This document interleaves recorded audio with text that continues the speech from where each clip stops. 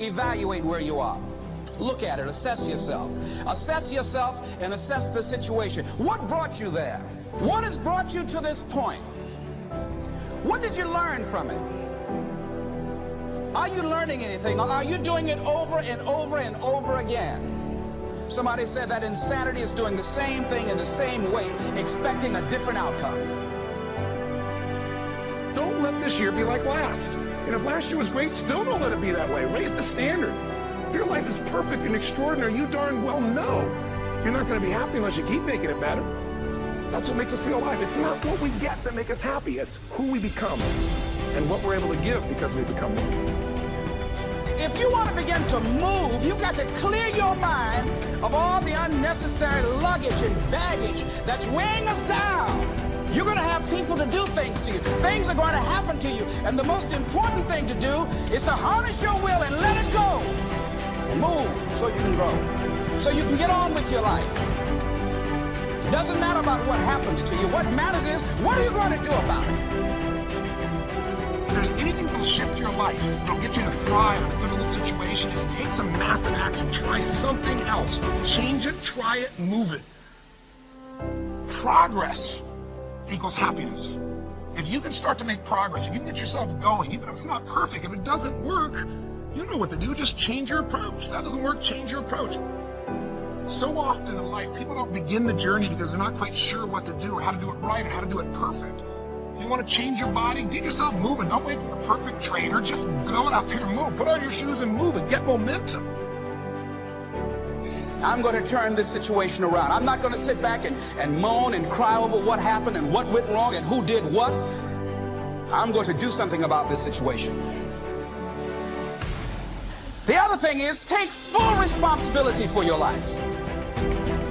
Accept where you are and the responsibility that you're going to take yourself where you want to go. Someone said we have two primary choices in life. We can either accept conditions as they exist, or we can take the responsibility to change them. See, a lot of people want to exempt themselves from taking responsibility. All they want to do is talk about the problem. Every time you see them, they'll tell you their story over and over and over and over again. No. You want to take responsibility for your life. I got me here, I can get me out of this.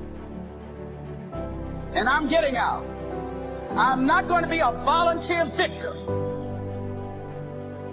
And so all you're looking for are new breakthroughs through practice and practice and practice. You'll get better and better and better. And there's still some things that will happen to you that will catch you on the blind side that you did not anticipate. You'll get knocked down, but you won't be knocked out.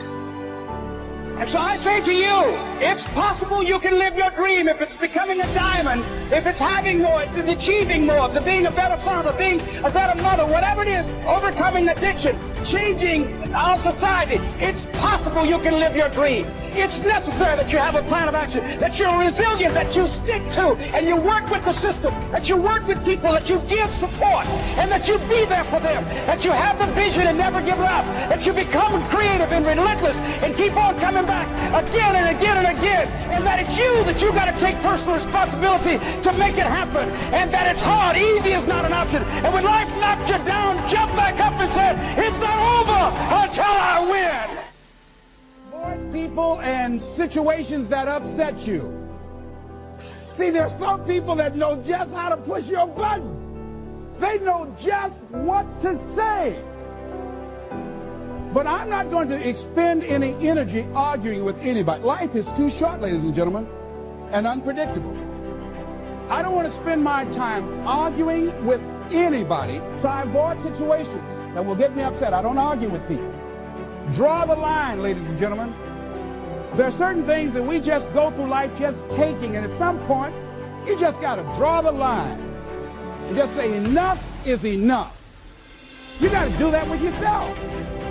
One negative stroke is 16 times more powerful than a positive stroke. And if you have people around you who are not sensitive to who you are, and the people that can hurt you the most, ladies and gentlemen, are the people that you love.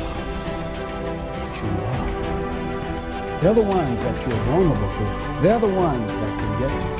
And if they're insensitive, I don't care who they are.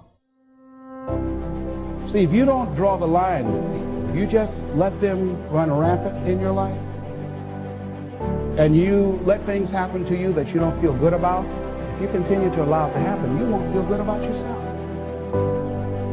Your image of yourself will erode.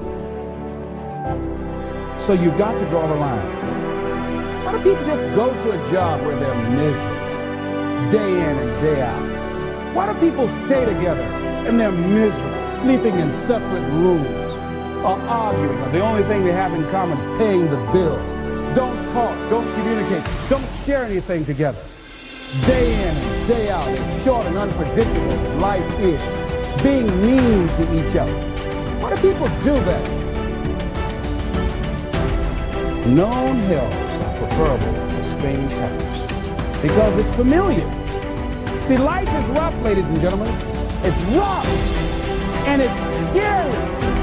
It's scary growing. It's scary taking a chance. It's scary acting on your intuition, on your guts. It's scary.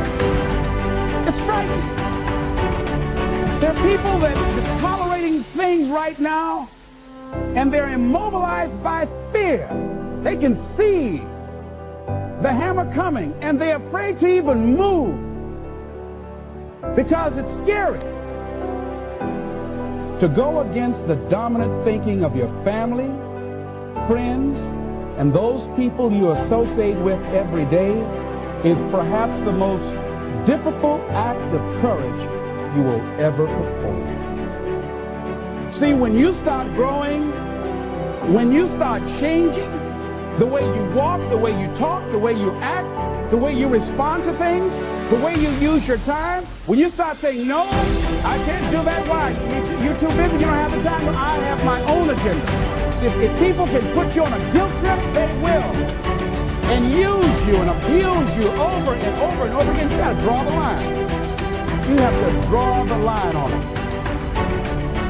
Don't go through life feeling like you're powerless. Victims of people that are powerless. You're not powerless. You are powerful.